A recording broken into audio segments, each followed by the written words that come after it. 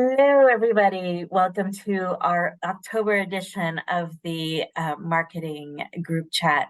Or today we're going to be talking about marketing analytics and how you can track your ROI. Thank you so much, everyone who's there. We know it's crazy event season, planning season, all of those fun times. So thanks for taking an hour to come and join us. And also a thank you to the ERP software blog for sponsoring this month. It's always super helpful to have someone sponsor this and keep this community alive and going. As I always say every month, please ask questions, especially this episode. This is a particularly interesting one of my favorites. So ask questions, don't be a stranger, take yourself off mute. I don't want to enable if you're shy, put it in the chat. We will get to it. Sometimes it's hard for me to do more than one thing at a time, like asking questions and reading. So Anya and Michelle will poke me or come off mute and ask the question if I missed it, because particularly this one, if you have just comments and you're putting them in, sometimes there's this whole side chat going on as well, so they will poke me. It's not because I'm purposely ignoring you. So let's kick this off. As marketers, we have to make sure how we get asked all the time, was the event worth it? Was the juice worth the squeeze? Was the effort there? Like, what did we get out of it? So we are going to discuss like some of those hard-hitting questions.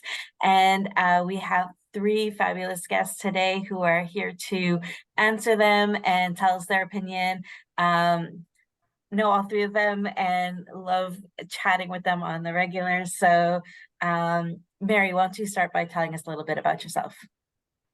Sure. So I'm Mary Miller. I'm the Director of Marketing at Paytrace, and I've been in the channel and in B2B technology for 25 plus years. And I get to work with partners and customers and community members like all of you. And so we're just really excited today to talk about marketing metrics, because if you can't measure it, don't do it. Heard. Amen. Mike, why don't you tell us a little bit about yourself? Sure. I'm Mike Reid. I am Marketing Manager Demand Generation at Encore. I've been here 5 years, and I get to work with subject matter experts and team leads to develop useful content. And I also get to go in the nitty-gritty with details of ads and all that nice fine level of detail too. Oh, we're very excited to hear about all that detail, because we're going to nerd out together in a couple of minutes. And Hannah, last but not least, tell us a little bit about yourself. Yeah, glad to be here. I'm Hannah Horning. I'm with Archerpoint, and I wear a couple of different hats at Archerpoint. My primary responsibilities are marketing operations, which bleeds into Salesforce administration sometimes, and then also do demand generation work as well, and have done demand generation focused positions in other ERP companies. Well, welcome aboard today, and we're going to jump into our first question, because we have a lot. Hopefully we'll get through them all. We'll see how that goes. But what are your must-track metrics for your organization? So Mike, how about you kick us off? What is your go-to metrics?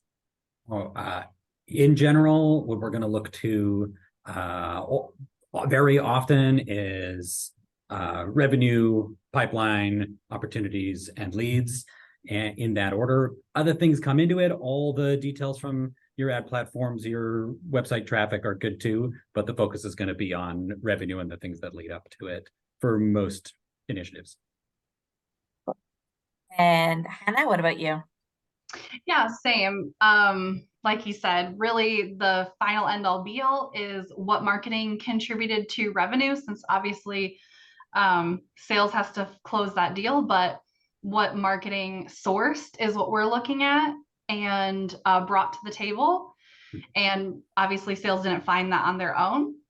So that's what we're looking at. And also we take that a little bit of step further, and we say, we take a percentage. So marketing has to produce a percentage of the overall revenue target for the year. So if right now we're at a 25-75 split, so 25% has to be generated from marketing. That's cool. I think it's interesting that you have to take the onus, and it really forces that sales marketing enablement piece that you have to talk to each other. And by having a stake in the pie, I think that is really interesting and important as marketers, not to, sometimes we may set it and forget it, but at least this way we keep a stake in the game. What about you, Mary?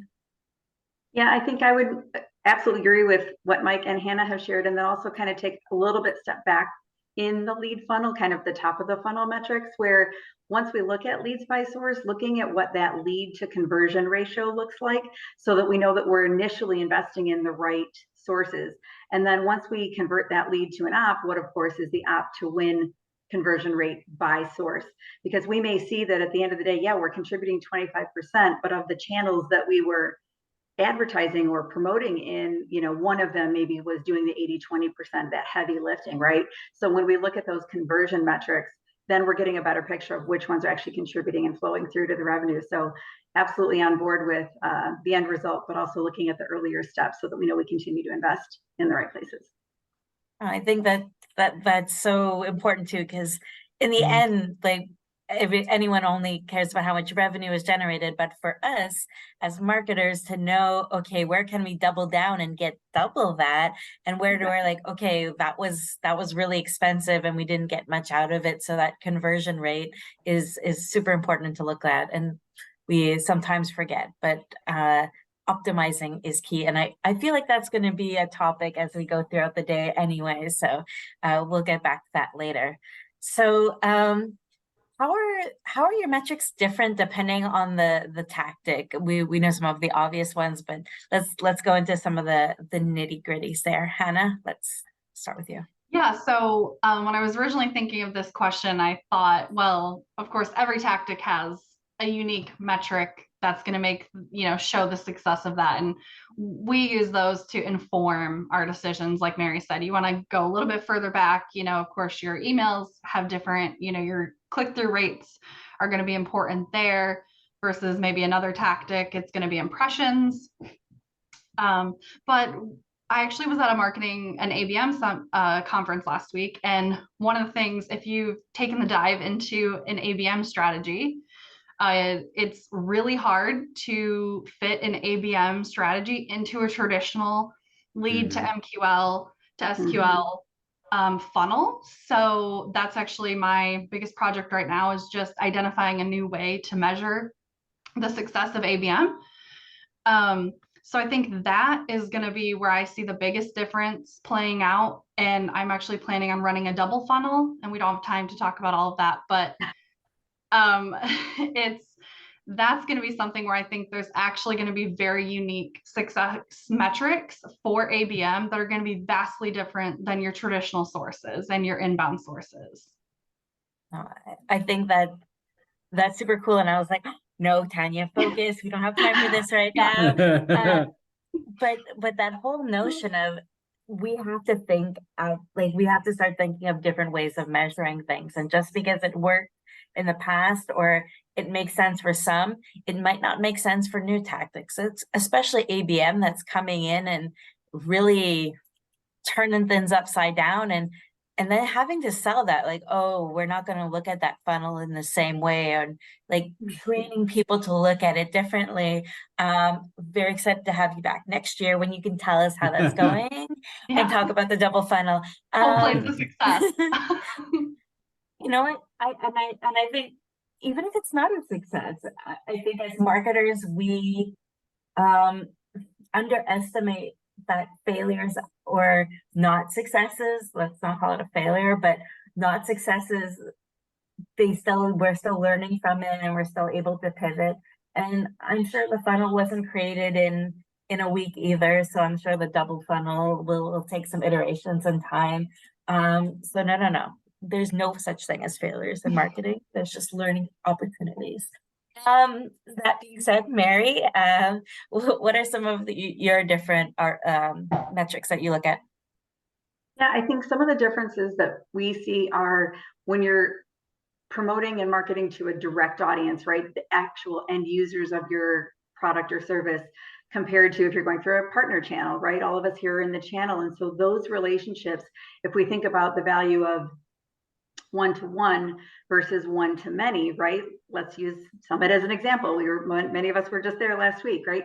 And we come back from an event with, the booth leads and all the conversations, and the way that I'm going to be able to quantify that from a cost per lead and a cost per customer for those that convert on the direct level is, kind of similar to the traditional funnel that we're talking about, right? But when you look at it from a partner perspective, those metrics drastically change, right? How long does it take till the first time a partner brings you a new lead or an opportunity? How long does it take before they're comfortable telling your story and learning your product?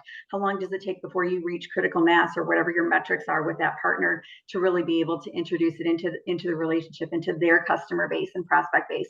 So I think the metrics definitely change, whether you're talking a one-to-one approach versus the partner and channel approach. And I think both are equally as important. And the foundation of those relationships is so critical in the partner community as well. And it takes time to build those as well. So when you're starting that, you first have to build the relationship, and then you have to educate about the problem, the solution, et cetera. And then you look at the runway of when that is going to lead to revenue. And so they're very different timelines and very different metrics that we need to track, but both are necessary to be part of the program. And I think I'm sure they can, Anya or Michelle can put together a number of times that I've said, know your audience. No, like not everyone is the same.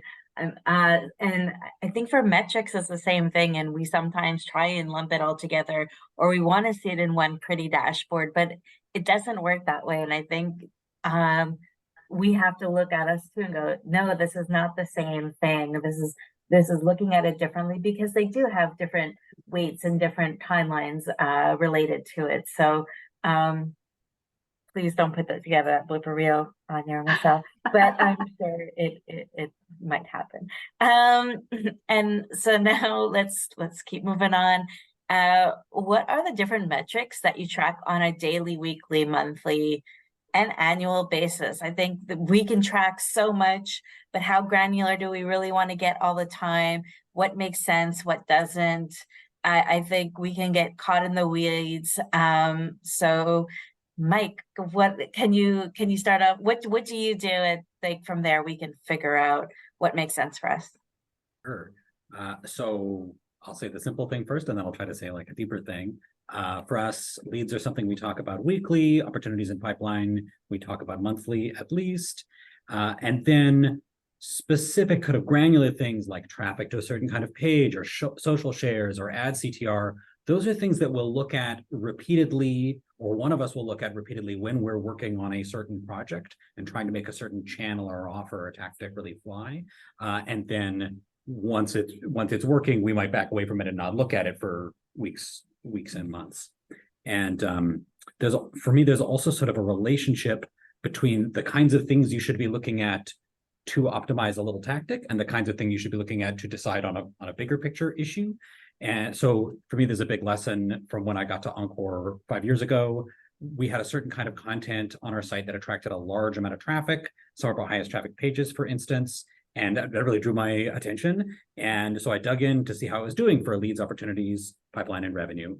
And it had lots of leads, and it even had a decent lead to opportunity conversion, but the deal sizes were really small and there were very, very few wins.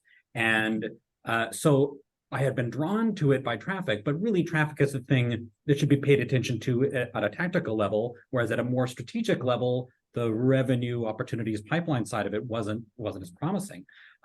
So over time, I had conversations with people in the organization. I would ask salespeople, hey, do you remember this deal I can see in CRM?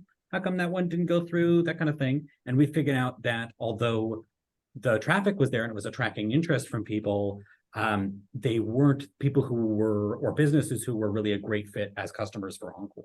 And so that kind of pipeline revenue question really helped us inform, what should we be focusing on in our content strategy long run? And so we moved away from that and moved on to other kinds of content that have maybe lower traffic, but a better fit to our customer base. So higher revenue, higher deal size. And to me, that's that balance things like traffic, click-through rate, and so on, you should look at them for deciding how to optimize a specific tactic. But if you want to know about strategy, it's more often you want to be working from opportunities, pipeline, and so on. I think that's cool that that kind of comes back to the, okay, like we get so caught up in the weeds, and sometimes we have to take a step back, or what seems like the nice shiny object in the end, well, maybe it's Right. not so cool. So I think that's a good reminder for everyone.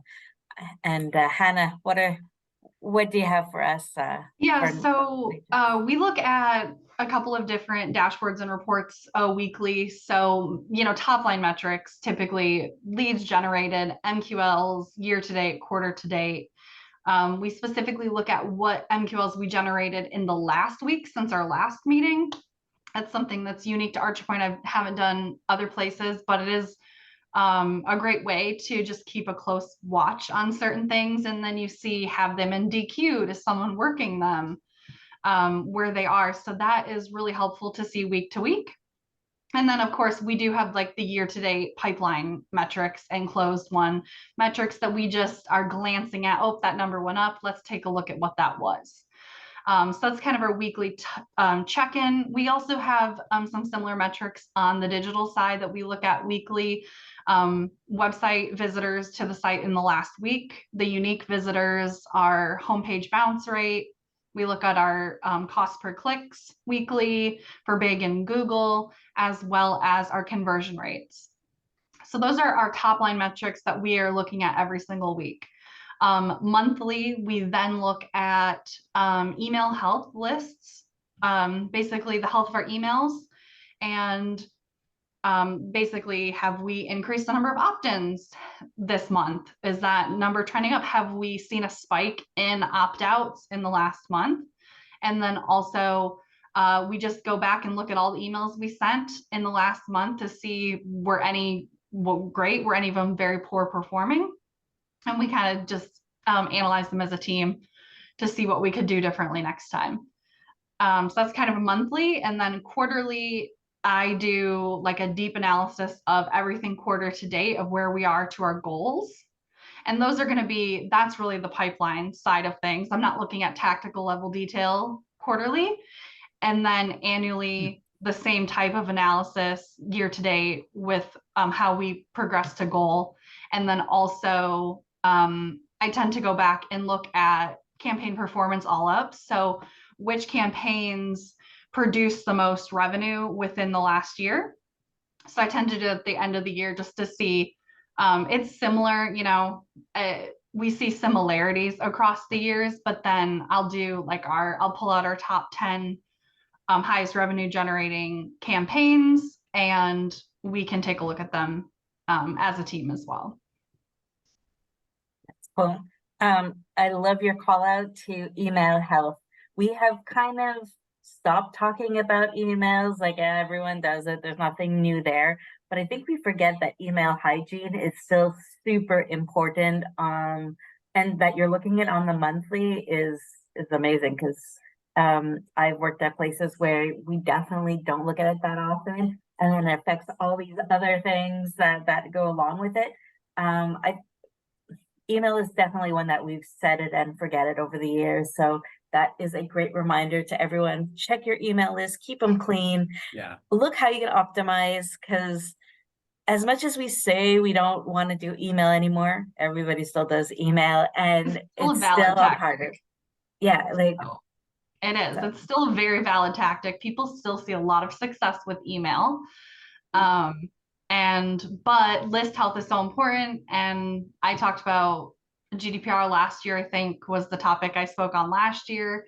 So that's obviously where we started this dashboard initiative to look at it monthly, was from the GDPR compliance standpoint. Like, are we converting people from previously where we had no opt-in status to opt-ins? So yeah, email still works, but you have to have a good list. So and tracking that too. I think we send the email, we check the open rate, and then we move on to the next. Like, no, you gotta dig deeper into that, and you have to look at it from a more a detailed perspective. So no, love that call out. And then have you found that it helps to track these details? Like, what do you think? Like, do you have like an anecdote or something that's like, yes, this has really made us change X or Y? We've kind of like touched upon it, but let's go into a little more detail on that, Mary. Sure. So I guess one of the things that I look at is, in addition to all the metrics that Hannah and Mike just described about what we track weekly, monthly, quarterly, et cetera, is specifically in email. Since we're on that theme, I'll use that as an example. We look at which content pieces, which content types enable better performance in email. Like, are you giving a simple blurb and there's a video in the email? That is 9 times out of 10 going to perform better than, you know, the long handwriting copy of, like, let me tell you the history of the world. And while we all get some of both of those, there's certainly a place for that, right? When you're getting educated, when you need to do a deeper dive, maybe you're introducing a research report or white paper, you need a little bit more meat behind that explanation. But if you have a video, chances are you're going to get more engagement with that because people want to watch quick videos. And so that type of content that you're including in emails is something that we have learned to look at a little bit more closely. Also, do you invite something else with an email follow-up as a call to action, like subscribe to our blog or follow us on LinkedIn? Again, some other sort of engagement that you can also track, because those data points then can show a little bit more interest, even if they don't respond or do one of the actions that you want them to specifically in the email. So I think it's extending the value of one piece of content and then also measuring the follow through or the click through to the what's next in that journey for a specific customer or partner. Just a couple examples. Oh, very cool. I'll go to Mike, and then I'm gonna add like, okay, what are some of the tools you guys use to like track these things, and how do you track them? Because I'm like, okay, we're out of emails now, but Mike, you go first, and then Okay. I'll hold my question. Okay, I'm just putting a note about that thought too. Yeah, I found it, like much like Mary said, I found it very helpful to explore and keep track of these details and share them. There's 2 ways in which it's very helpful on a regular basis, and there's one way where it was not as helpful as I thought it was going to be, and I really had to change my mindset over time.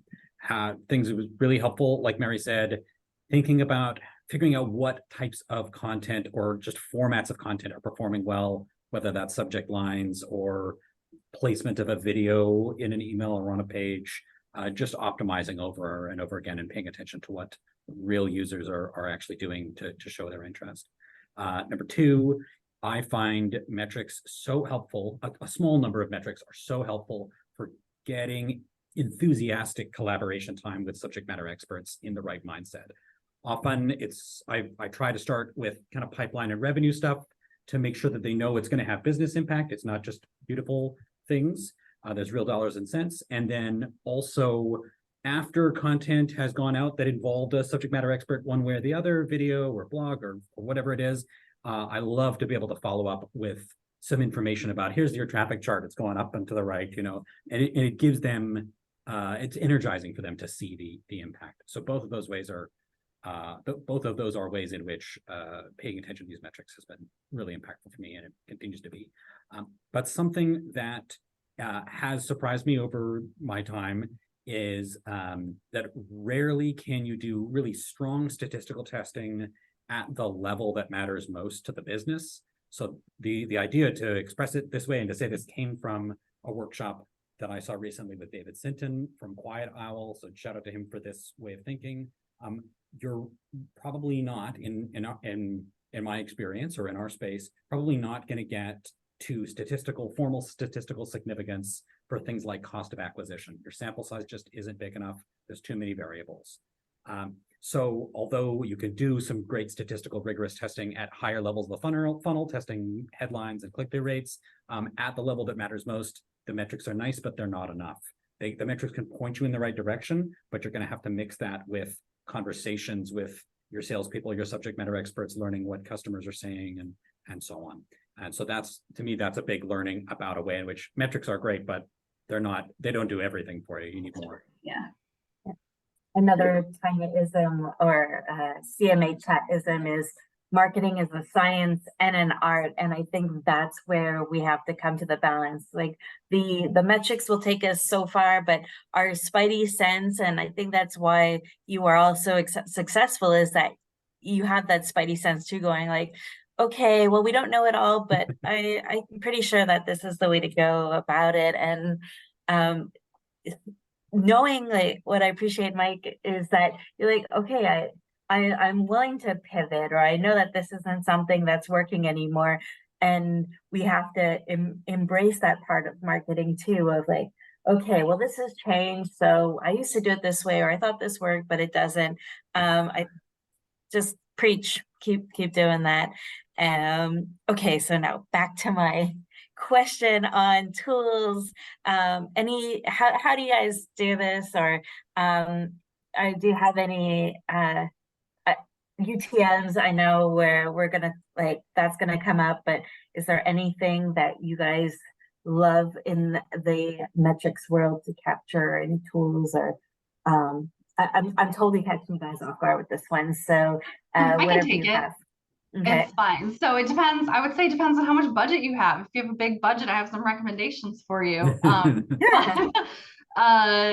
So obviously marketing attribution is setting up some sort of marketing attribution is going to be the most impactful way to track anything you do in marketing all the way through the funnel. So most of the time you can do that out of the box.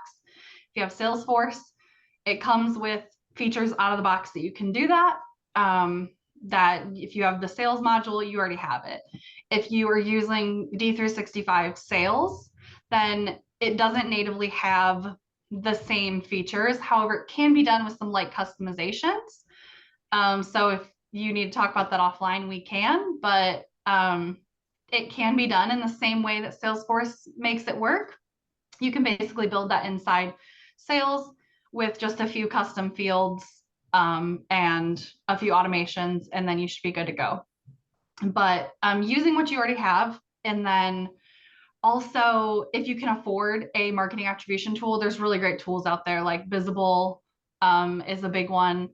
And that's going to be where you can customize your algorithms and how it measures your marketing attribution. If you're using your out of the box tools like a Salesforce or something custom built you put into D365, then you're going to be looking at a kind of a first touch and last touch model at best, and maybe even distribution is where you could get to.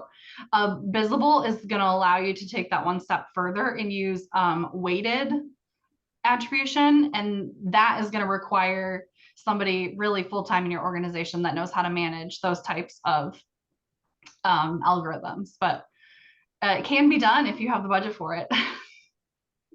We don't, but but I think, sometimes, like, just dipping your toe into that's a different way of thinking. That's not what we're used to. That, okay, how many leads come in, where, like, so if we could just dip our toe as a first and last touch and kind of guesstimate the in between, I think we start somewhere. I think we're so scared, or we're like, oh, I do not have that cash to get that project off the ground. But at least jerry rig something, be creative, and be a little scrappy, and I think that'll build the case, or the metrics, the ROI to like invest in that later. Does anyone else have any other tools, budget breaking or not? Go ahead, Mike. Okay, I have a thing. And it's about not just what tools you use for day-to-day metrics. You got your Google Analytics, you've got your Salesforce, your attribution software, but whatever you have set up, you want something. We have learned is that you want something in addition to it to double check that the way you're measuring user behavior is accurate. Your configuration could have been set up not quite right the first time you did your analytics platform, or things just change, cookies change, browsers change, and your tracking can get out of line with real user behavior. I love server log tracking for this, because that gives you a chance to look at really just unfiltered every hit to your website with lots of detail behind it. It is not free to have a server log tracking that you can actually make sense of instead of just like a giant log file. So there, you got to involve some budget in doing that, but it's worthwhile when you're presenting a metric from any of your other tools. You can have confidence in it, or you know whether to have confidence in this metric. Like, yes, this is, I would say this is 90% accurate, or this is not 90% accurate. And next month, we're going to be talking about budgeting and planning. So stay tuned. Good segue there. But yeah, I think we're at the time of the year where we have to start thinking about AI. We talk about that all the time now and how that's going to revolutionize things. So I think in general, we're opening up to more the idea of having tools support us and not doing the thinking for us, but doing that busy work. Nobody wants to go through a log file and then massage the data in Excel and then re-massage with a couple of lookups and a couple pivot tables. And we've all done it. We've all been there. But there's technology out there now to kind of let us do the real strategic piece, which is what you guys are here for. So yeah. That being said, when we're talking about budget, I'm going to take a commercial break so that we can keep the lights on over here. And I want to thank the ERP and CRM software blog. They are now at more than 150 Microsoft Dynamics, VARs and ISVs and other cloud ERP partners, just to get more content and more tracking out there, to get higher search rankings, and just, it's a great way, personally, someone who has used this in the past, it's a great way to kick you in the butt to do a blog every month and get new content out there. I don't know about you guys, but for me, it was super key in helping motivate our content strategy. And it's not just blogs, post your articles, videos, all that good stuff. Please give Anya a shout and a big thank you for us. You can get your membership details at groupbloggers.com if you aren't already a member. If you're not, go do it, please. I promise it's well worth the investment. Oh, and Anya's just throwing in a freebie. We love a promotion code. So if you mention the CMA, you'll get a free rewrite just to get started, and she'll get like, they have like a list of tips and tricks and best practices. So yay, promo code. So now back to our regularly scheduled program, talking and like you can get the metrics out of there, retargeting. Hit me offline if you want a non-sponsored opinion on how we did the ERP software blog in the past. So you guys have talked about it a little bit and how you kind of influence, but let's go into a little more detail on how do you share this information inside or outside, and how do you get what you want out of it in the end? So Hannah, we'll start with you. Yeah, for me, it's all about sharing the right metrics to the right people. So it depends on who you're talking to. I think Mary said that earlier, tailoring to your audience, because it really, you know, when I'm talking to other marketers, I can get into the nitty gritty and we can talk tactic level detail and really go into that detail. But, you know, somebody outside of marketing really is not going to care how your digital ad did, or they're going to be like, impressions, what? Cost per click, what?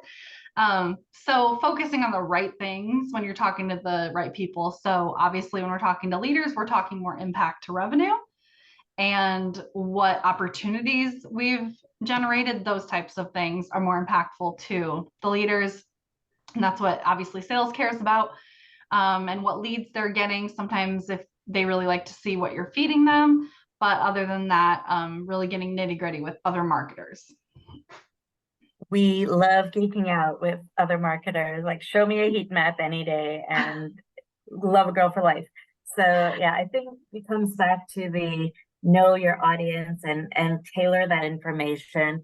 We're marketers. We know that we're trying to sell with numbers. And I think that's where people believe us more, with the science bit of it and less of the art part of it. So like you talked a bit about before, convincing your SMEs that you're like, ooh, look how this is influencing. Is there anything else you do to get people to help you out or give you money? Mike, you're muted. So our team shares opportunities in pipeline regularly, like monthly. We talk about that. Are we hitting our numbers? And we, as like I said, we often share with subject matter experts as it's relevant to those conversations. Then our team lead will share with senior leaders, but that's rarely just plain like opportunities or pipeline or even leads. At a certain level, in Encore, it's assumed that we in marketing are going to achieve that. And the higher level conversations with senior leaders are about the strategic initiatives, about how Encore is going to grow and transform for the future. So maybe that's a certain kind of customer or partner or product, not just the standard metrics. And so each of those strategic initiatives will have its own metrics depending on what we're trying to achieve and how far along that effort is. And those will change for us from year to year, depending on how the business is growing and what we're working towards. That's cool. So what do you guys consider, this is the $1 million question here, and you can say it depends, there's no wrong answer, but what do you consider a good ROI? And I know other people across organizations have different opinions. How do you agree, disagree, kindly challenge it?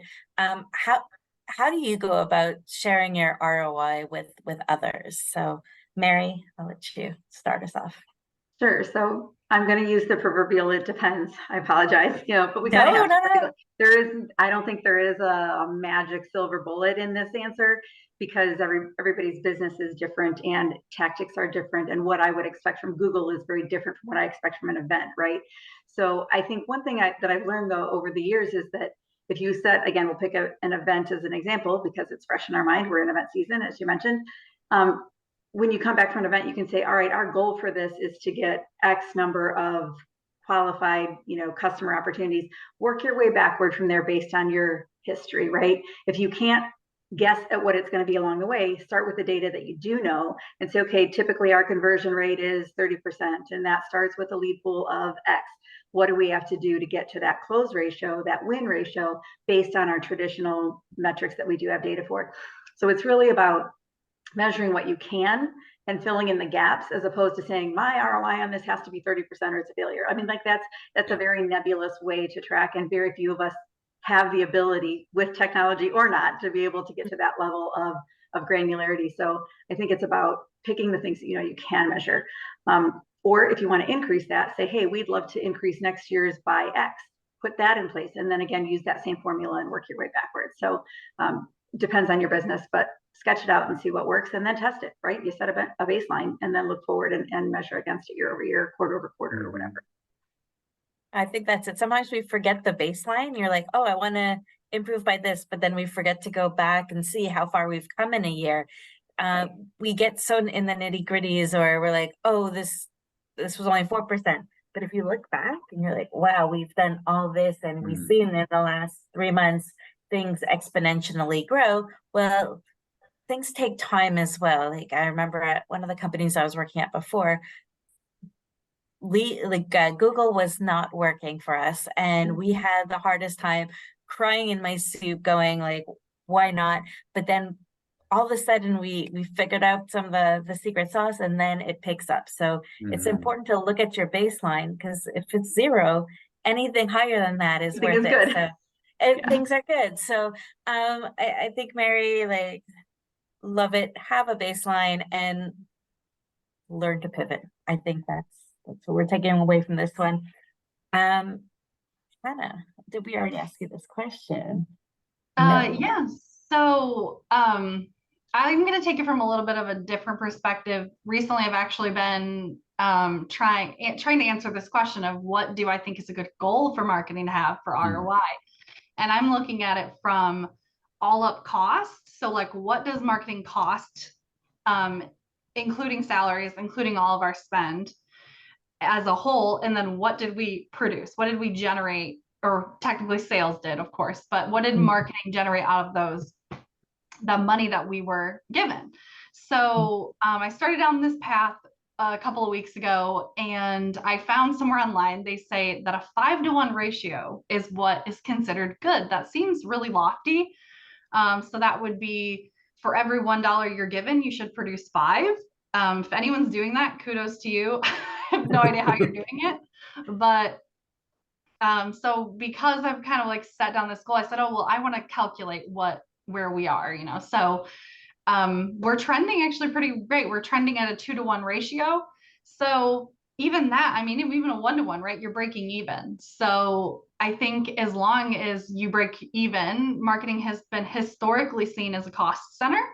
But I think in the world of all the data we have, demand generation, I think it's really changed a lot, even in the past 10 years, the perception of marketing not necessarily being a cost center.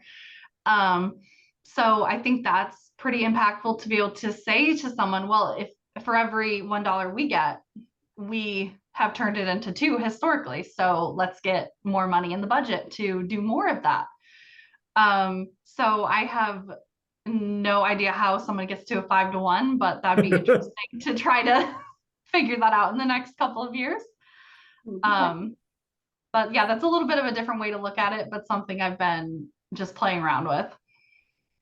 I like that. I like you have a goalpost to hit, and now you have a new baseline to start from and stuff. But if we start using that as our metric, or okay, we start looking at will this generate a 5x return on investment, like on our budget or on our investment, we will start looking at things differently. Or maybe yes for a Google ad, but no for an event, because those have different ways of looking at it. So maybe all up you're at a 2-for-1, but maybe if you break it down by different tactic, you'll see maybe you're closer to that 5, or that was like in a B2C environment where sales cycles are very different. So I'm still giving you kudos for a 2-to-1, and maybe your double funnel will show us a whole new way of doing things next year. Okay, I'm seeing the time. We're pulling through. Let's move to our last question, because I want to make sure that everybody has the time to really sell why and how, and what is the one metric every marketer should be tracking. Why do you believe in it? Why is this the hill you're going to die on? Mary, take us off. I'll start, and I wish I could say only one, but I'm going to talk fast and I'll try and cover 3. No, that's why I'm like, okay, well, we have 10 minutes. We're good. Like you got this. So first I would start, of course, with the win conversion rate. I think we've all covered that. I think we all agree on that. But that's a kind of a leading indicator, right? That means they came in the door, they believed in us, we got them over the hump of the sale, right through that cycle. But then I think also, whether it's a customer or a partner, we need to start looking at lifetime value, right? Are we bringing back loyalty? Are we increasing retention? And what does the value of that mean compared to the cost of acquisition? Because I think as marketers, we're challenged to bring that cost per lead, cost per acquisition, the ROI that we've been talking about, right? But we very much look at it as a this year, this moment. If you add in the customer lifetime value, 5-to-1, Hannah, will be dwarfing that, in a few years, right? Because the cost to acquire that customer is now exponentially been repaid over time. So I think the value of that, and then the value again of those partnerships, back to the knowing your audience. If one partner brings in 5 customers, and then we look at the lifetime value of that, those concentric circles continue to grow. So I think the value of that, we need to start looking at lifetime value as a trend that's influenced by marketing, assuming that we're increasing their engagement during their customer journey, communications, et cetera, et cetera. And so then just number 3, the really in support of that is something that's been relatively new for us in my current role, is to track customer reviews, because in support of that customer loyalty and customer retention, getting other customers, they listen to each other, right? We listen to each other. We believe in each other because we know the role, we know what it takes. Customers do the same thing. They want to see what other people said. They want to see whether, they had a good experience. They want to know if you believe in the support. They want to know what it's like to work with this company, right? And so customer reviews contributing to that customer retention and loyalty and lifetime value, I think is one that we'll start to see, even in B2B, become very important over time as well. Oh, how to love that. And I think as the model moves more towards SaaS and stuff, it's not a one and done. It's not like, let's get that big sale up front and then kind of sail or sit on our laurels. So great 100%. call out. Love that idea of the lifetime value and how are you attributing that? And customer reviews, I think more and more as I don't get younger, but as the buying audience does, we've gotten used to going before I buy something. Heck, I was talking about my standing table before. If anyone has any good ones, please put them in the chat. But we look to our network first for answers for things. So B2B and B2C are converging, and I think that's a great call out there. Hannah, what metric swords will you die on here? Yeah, for me, I live in marketing ops. So for me, it's always the revenue. So for me, it's like if you don't have a marketing attribution model set up, even if it's just that starting point of a first or last touch, start there, and then you can really build on it. But that's where I would say start figuring out what marketing is contributing to your business, figure out that baseline, and then you can pick down the road how you want to improve that or grow. Baseline, I everyone. love the baseline, yeah, but I love the review thing, and I actually making a mental note about that. So Yeah. Hannah, every month I have to go back and listen because when I'm doing this, I'm absorbing, but not really. So there's always something, even if you've been doing this for a while, there's always something that I'm like, I need to take that back with me. So baseline, reviews. Mike, close us off here. What is your metric sword that you're gonna hill? Okay. If the marketing department can only track one thing, then sure, pipeline or revenue is the right approach. But you do want to be thinking about retention, reviews, relationships within the organization, with your partners, with your customers. Also, if you're an individual marketer who is not, if you're an individual marketer, you want to know within our total pipeline / revenue, what are the channels that are contributing to that? And then often an ordinary, when you're doing the work, now that you know your channel, now you should get into the nitty gritty. But don't fall into the trap of like, oh, I know about my traffic and my click-through rate before you know about how it contributes to the revenue retention and relationships of the company. Oh, I think that sums it up really well. And you all kind of like, okay, so where's this money coming from? And then we can dig down from there. But step one is, if you don't know that one, well, the rest of your metrics are kind of not going to help you out much if you don't know your top number first. So thank you all for sharing your insight, your ideas, what you've worked, what hasn't worked. It has really, this is always, all my chats are my favorite. They're like my children, they're all my favorite, but this one particularly, my inner marketing geek has a particular space for this one. So I'm going to say it again next month, but for now, you are my favorites. Until next month. No. Well, next month we're doing budgeting and planning. So maybe less fun and maybe less of a geek fest session, but also equally important just to hear what's working, what's not working. We're all looking for ways that we can do this more efficiently and better. So please come. We're trying something new. We're doing it on a Friday. So ending your week with us being your favorite dessert. Come with a bevy if you like. Not that I am pushing that or anything, but Friday, November 17th, 2 p.m. Eastern time. Hope to see you there. If you have missed a session, good or bad excuse, they are all up on our website, thechannelmarketingacademy.com. Sharing is caring. Please come to learn more about that. We will also be starting our 2024 planning. So if you have any ideas for sessions, you want to be a speaker, you have any ideas for us, want to start a book club, share a session, we are always looking for ways to improve our community. So please do not be a stranger. You know where to find us. If you don't, go on the website, our pictures are there. So you'll be able to click on that. And until then, thank you very much, everyone. Have a great rest of your day. Thanks, guys. Thanks, Bye, everyone. everyone. Bye. Great to be with you. Bye.